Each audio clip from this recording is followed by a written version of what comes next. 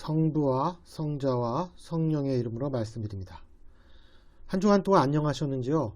저는 지난 월요일부터 화요일까지 1박 2일 동안 경기도 용문 연수리에 위치한 성공회 청소년 수련관에서 열린 서울교구 중앙교무구 성직자 수련회에 참석했습니다. 한강 주변과 용문리의 깊은 산들이 이제 막 단풍이 들기 시작해 오고 가는 길에 운전이 즐거웠던 시간이었습니다. 또한 제가 기독교와 명리학이라는 주제로 강연을 할 수 있도록 배려받은 고마운 수련회이기도 했습니다. 제가 강의한 내용이 오늘의 복음을 이해하는 데 있어서도 일정 정도 관련이 있을 것 같다 차후에 말씀드리기로 하고 이제 본론으로 들어가겠습니다. 저는 나이와 성별, 직업의 종류를 떠나서 정말로 마주치고 싶지 않은 한 부류의 사람들이 있습니다. 그들은 바로 교만하고 거만한 사람들입니다. 우리는 자신이 힘이 좀 세다고 믿는 10대 일진들의 태도와 눈빛에서 동료들을 무시하는 사악한 교만을 느낄 수 있습니다. 또한 자신이 대한민국에서 최상위급 대학에 다니거나 좋은 직장에 다닌다는 이유로 인해 교만한 눈빛을 지니고 있는 청년들도 만날 수 있습니다. 물론 나이가 들어 세상이 녹록지 않음을 경험하게 되면 그 교만함이 다소 누그러질 수 있으나 나이에 상관없이 그러한 태도를 지니고 있는 사람들도 꽤 접할 수 있습니다. 저와 함께 성공의 공동체를 이루고 있는 성직자들 중에서도 교만한 분들이 간혹 존재합니다. 이처럼 사람이 교만해지는 이유는 수만 가지가 있습니다. 남들과 비교해서 자신이 조금이라도 우위에 있다고 믿는 사람들은 교만해질 수 있습니다. 힘, 외모, 학벌, 자동차, 집, 재산, 지식, 게다가 믿음까지도 사람들을 교만하게 만듭니다. 이처럼 교만한 사람들이 널린 세상에서 저 같은 경우는 상대방의 태도와 눈빛에서 교만함을 읽어내면 먼저 경계를 하고 되도록 거리를 두려고 애쓰는 편입니다. 그 이유는 일단 그런 사람들이 불편하기도 하고 또 제 성질대로 한다면 한마디 해주어야 속이 시원한데 그렇게 되면 영락없이 관계가 틀어질 확률이 높기 때문입니다. 그리고 시간이 지나면서 깨닫게 된 것은 제가 굳이 나서지 않더라도 하나님께서 스스로를 높다고 여기는 교만한 자들을 분명히 끌어내리시고야 만다는 사례들을 접했기 때문입니다.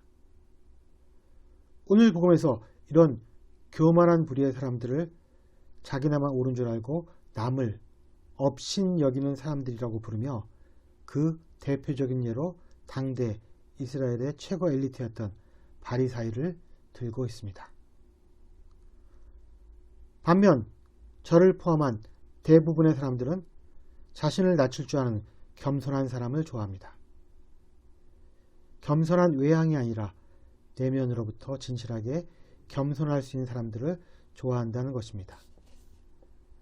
제 생각에는 사람이 겸손해지려면 살아가면서 여러 고난과 좌절을 겪어야 한다는 것입니다. 여러 고난과 좌절을 통해 자신의 능력의 한계를 뼈저리게 경험하며 자신이 무가치하다는 인식에 도달하게 될 때 사람은 겸손의 가능성이 열리게 되는 것입니다. 오늘 복음에 등장하는 세리가 그러한 부류의 사람이었습니다. 그가 겸손하게 된 이유는 아마도 불가피하게 동족들에게 죄를 저지른 결과로 인해 사회로부터 멸시와 배척을 당했던 좌절을 경험했기 때문인지도 모릅니다.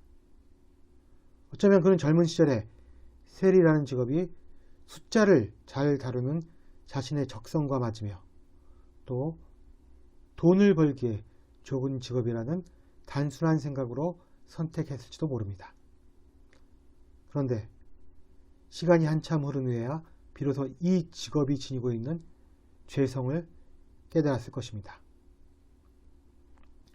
반면 이러한 사실을 모르거나 외면하는 교만한 세리들이 더 많았을 것이며 겸손한 세리보다는 드물기는 하지만 겸손한 바리사이가 사람들에게 더 큰 선한 영향력을 끼칠 수 있음도 인정해야 할 것입니다.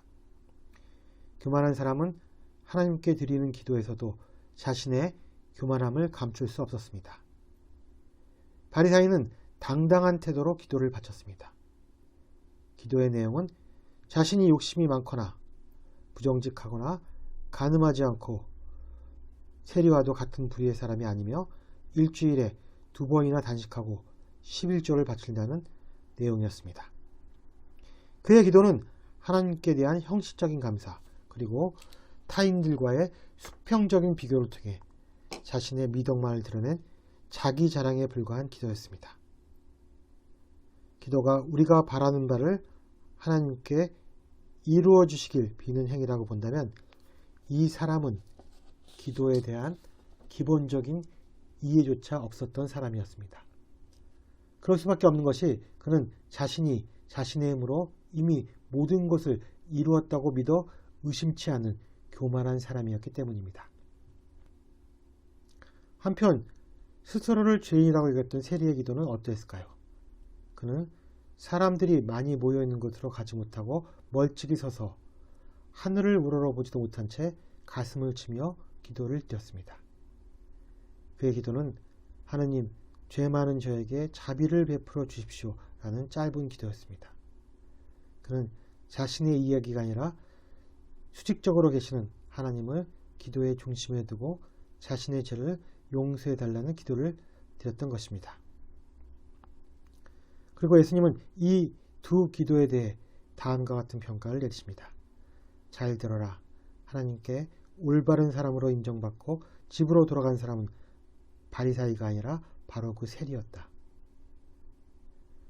우리는 지난주 과부와 재판관의 이야기를 통해 어떻게 기도해야 하나님의 자비를 얻는가에 관해 살펴본 바가 있습니다. 그 방법은 끈질김과 응답에 대한 확고한 믿음이었습니다. 오늘 복음이 우리에게 말하고자 하는 바는 과연 어떤 기도가 하나님으로부터 옳은 평가를 받을 수 있는가 하는 문제입니다. 우리가 제대로 된 기도를 드리고 올바른 사람으로 인정을 받으려면 먼저 우리가 어떤 존재인지 알아야 합니다. 우리는 어떤 존재일까요? 저는 중앙교무구 수련회에서 적자생존에 대해 설명한 적이 있습니다.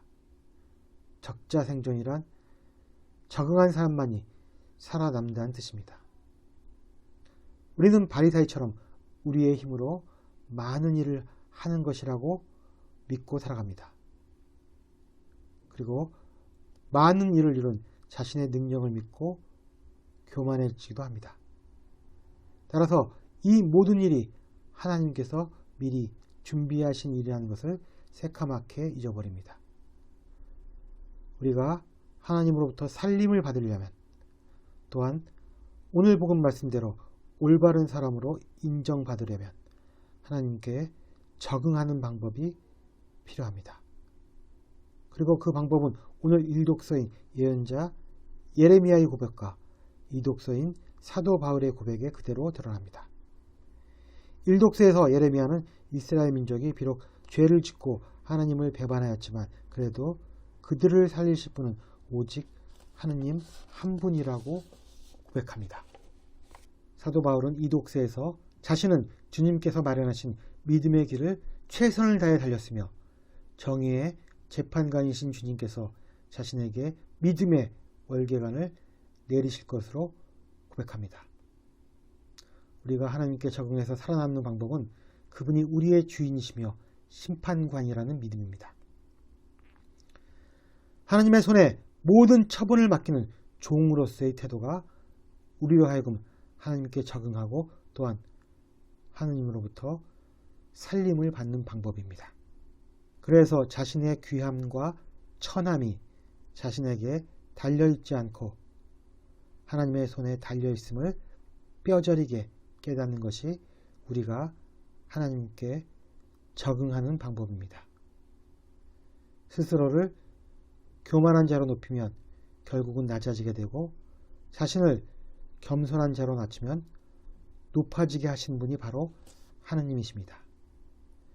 낮이 밤이 되고 밤은 낮이 되듯이, 겨울이 여름이 되고 다시 여름이 겨울이 되듯이, 하나님의 이러한 섭리 안에서 스스로를 낮과 여름 양지로 생각하는 사람은 결국 밤과 겨울 음지로 떨어지게 되고, 반대로 자신을 밤과 겨울 음지로 여기는 사람들은 곧 낮과 여름 양지로 올라서게 되는 것입니다. 지금 웃는 사람은 불행하다. 그들이 울게 될 것이다. 지금 우는 사람은 행복하다. 그들이 웃게 될 것이다. 이것이 하나님의 뜻임을 잊지 않는 저와 여러분이 되기를 주님의 이름으로 기원합니다. 성부와 성자와 성령의 이름으로 말씀드렸습니다. 아멘.